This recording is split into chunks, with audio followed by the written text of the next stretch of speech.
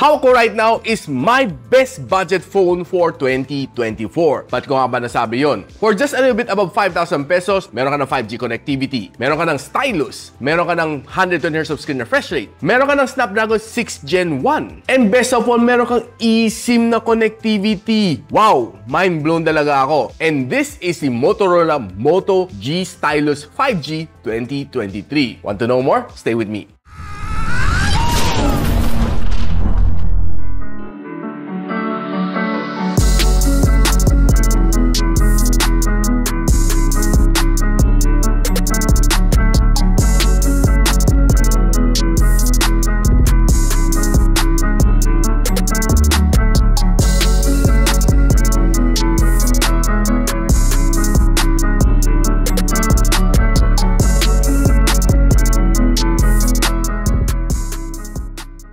Now, itong Motorola Moto G Stylus 5G 2023 na may 6 gigs of RAM and 120 gigs of storage, mabibili mo to for 5,500 pesos sa UKDB Gadgets kung saan ko siya binili, which I'll post the link on the description box below. Now, talking about yung design niya, it's nothing really special. I would say na sobrang simple lang. It looks like just another Motorola phone na mabibili mo in the market. Just a plain back dito, and it's just a matte finish, nothing really special. Andito ka ng camera module. The feel is okay. It's a little bit heavy at 202 grams. Yung kanang punch hole is a little bit big, pero symmetrical naman ang kanang bezel dito sa gilid, which is okay. And by the way, this one has a glass front protection. Di ko alam kung anong grade. Ang kanang gilid is plastic frame, and ang kanang likod is a plastic back case. And ang sabi din ni Motorola, this one has a water repellent na design. So meaning kung nawisi ka ng tubig like ulan, safe naman siya. Hindi siya masisira. Now, one thing na napansin ko sa kanya nung kinalas ko ka ng SIM tray, eto, isang nano SIM slot na 5G at isang micro SD na slot. Sabi ko, teka, nasaan ka ng second SIM slot? Hinanap ko. Sabi ko, baka may separate slot, pero wala akong nakita. At nung kinakalikod ko ka ng SIM preferences, this is what I found. Ang kanang second SIM slot, pwedeng eSIM. Where on earth ka makakahanap ng phone na may eSIM support for just 5,500 pesos. This is the first one na nakita ko ever since na nag-review ako this 2024, unless may humabol pa, pero I doubt may makahabol. eSIM 5.5 instant winner. Tapos sinama mo pa ng 5G connectivity at just 5,500 pesos, another winning point. Nung tinry ko naman si Globe Smart dito, wala akong naging problema sa kanya 5G connectivity, okay naman siya sumagap. And nung lumabas ng phone na ito, dami nagsasabi baka hindi magkaroon ng Android version 14 dito. Kasi nung lumabas to, it's only just Android 13. Surprisingly right now, naka-Android version 14 na tayo. Now, pag-usapan na natin ng Stylus. Nakatago lang siya dito sa ilalim, and pag pinindot mo, magpa-pop out siya. Ganito itsura ng kanyang Stylus. Ang ganda, no? It looks really sleek, really small, and I would say na this is definitely not a plastic na material. Probably this is a metal material or a aluminum na material. Magaan lang naman siya, and it feels so smooth. Alam mo yung refill ng Parker pen, halos ganito ang feel niya sa loob. Smooth na smooth, and masarap din siyang hawakan. Pag pinag-usapan natin yung Stylus, anong phone na una maalala nyo? Hindi ba Samsung Galaxy S24 Ultra? Ang phone na yung cost you around mga 80,000 pesos. This phone, si Motorola Moto G Stylus 2023, it's just around 5,500 pesos. It's just roughly 6% ng cost ng isang Galaxy S24 Ultra. And you get a stylus experience. So, pakita ko sa inyo kung paano gamitin itong pen na ito. So, nakatago siya dito sa ilalim. Pipindutin mo lang just to eject itong stylus niya. It looks very sleek, and I think this one is made out of metal or aluminum kasi solid na solid ang feel niya. So gusto ko lang test right now, mag-drawing dito, no, kung would we get a malas S24 Ultra na experience. So try lang natin dito sa Medibang. Magsusulat lang naman tayo, no. Well, honestly, not bad yung stroke niya. And very responsive naman siya on every single stroke ko dito sa kanya. This is just roughly 5% lang ng isang S24 Ultra ganang presyo. But yung kanyang response ng kanyang pen is quite fast.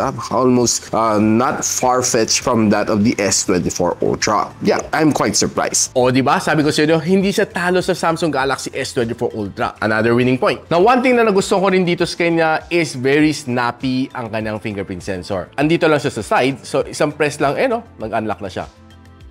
Diba? Very snappy. Now, normally, 5,500 pesos ano mabibili ninyo? Redmi 14C, Tecnospark 30C, and mga phone na it's being powered by the MediaTek Helio G81, which alam natin is a very budget-conscious na chip. Dito sa phone na ito, Snapdragon 6 Gen 1, and it's really powerful para sa kanyang price point. Tingnan mo guys, nakakuha siya ng 572,000 points dito sa Antutu benchmark. And nung binreakdown natin, this is the score that I got. Impressive at 5.5. Nung niran ko naman kanyang thermals, it throttled to 86% ng kanyang max performance. Pretty solid. Nausapang battery muna tayo. This one has a 5,000 mAh na battery, which is a industry standard. It can charge up to 20 watts na fast charging. Pretty solid naman kasi normally mga phones at this price point would get you around mga 10 watts na charging or 18 watts na charging, and not bad na ang 20 watts for me. Hindi naman ganun kabilisan ng kanyang charging. It takes you around near 2 hours to complete the charging cycle or a little bit below 2 hours. Okay na rin. Pero one thing that might impress you is kaya naman namang tagal ng 1 whole day without charging. So far, tinest ko naman siya. Very power efficient naman itong phone na ito. And nung nirate ko siya sa PC Mark na battery stress test, binigyan ako ng 11 hours and 21 minutes under 50% brightness and 60 Hz na screen refresh rate. Not bad. Napag-usapan na natin kanyang display. This one has a 6.6-inch na IPS LCD. Meron siyang 120Hz of screen refresh rate and kaya na mag-display up to 1080p. Normally sa mga phone at 5,500 pesos like the Redmi 14C and the Tecnospark 30C, 720p lang ang makukuha mo. This is another plus point para sa phone na ito kasi kaya na up to 1080p and 120Hz of screen refresh rate. And kung ang primary purpose mo for this phone is social, okay gumamit na itong phone sa socials. I was able to browse through sa Facebook, sa TikTok, and sa Shorts sa YouTube, scrolling on this phone is quite smooth. Unlike si Redmi 14C, kasi ang mata ko sanay sa 120Hz, pag nakita niya ng 60Hz, parang nabibitin ako. Pero dito naman sa phone na ito, wala na feel lang ganon. So, swiping on this phone is okay, wala kang maging problema. And surprisingly, meron siyang level 1 ng Wi-Fi security level dito sa phone na ito. And watching my favorite shows on YouTube, expect to give you a good experience. Not the best, but it will give you a good immersive experience. Now, another good point na naman dito sa phone na ito is that it has stereo speakers. No, normally sa mga presyong ganon, like the 14C ni Redmi, isa lang ka na loud firing speaker dito sa ilalim. Ito si Motorola Moto G Stylus, dalawa ka ng speaker, isa dito sa ilalim, and yung isa nandito sa earpiece. Plus, meron pa siyang audio jack na kasama, which is another bonus. Check lang natin kung gaano kalakas. And I would say yung kanyang sound is not the best, but not bad. Now, since sinabi ko naman sound size just average, not the best, and tinry ko i-pair tong Soundpeats na Air 5 na nabili ko. It's pretty brand new. I love the design. Ang liit niya, and pag inopen mo siya, makita mo, you get 2 premium buds out of this case. And what I like dito, meron siyang 13mm na dynamic driver. Kaya na magtagal ng up to 30 hours na playback time, which is pretty solid para sa akin, kasama yung case syempre. And meron din siyang hybrid na active noise cancelling. Kung nagta-travel ka at maingay yung paligid, the active noise cancelling would definitely help. So pag kinapit mo, it just looks like this, and I would say snug fit naman siya. Ang feel nito parang AirPods 2 ni Apple. Okay siya, snug fit. Pag once na pinasok ko lang dito, nag-kick in agad yung kanang active noise cancelling. So giving me a good noise cancelling dito sa aking paligid, which halos wala akong masyado narinig right now, no? And I was able to play several games together with this phone. Siguro may low latency to. It gave me a good experience. So if you're looking for a really good buds na would perform and give you a good experience, si Soundpeats na Air 5 is definitely one of my recommended. Link on the description.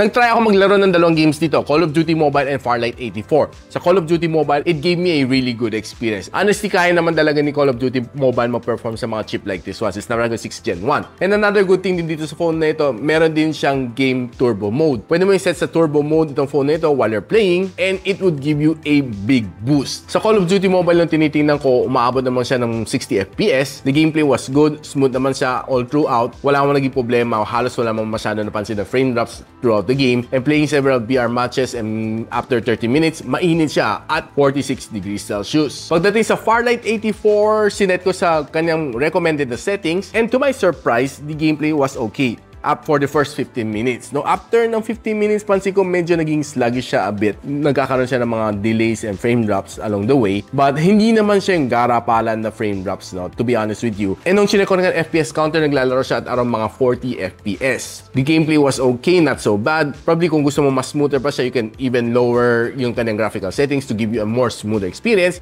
After 30 minutes of gameplay, mainit, 49 degrees Celsius. So I would recommend you to get a game cooler to be able to game better on this phone.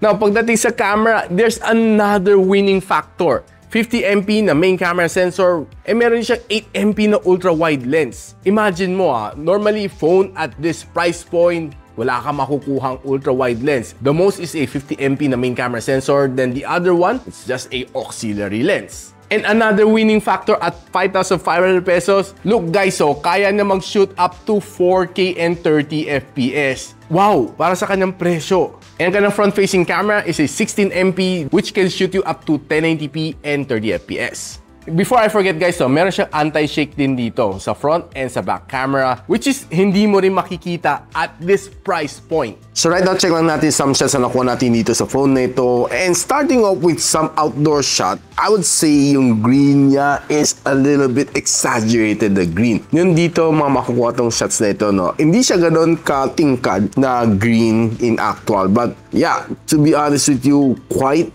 saturated tong green na ito. But yeah, it looks kind of good, but I would say na oversaturated siya for me. But ito na mga bato na ito, just okay, not so bad.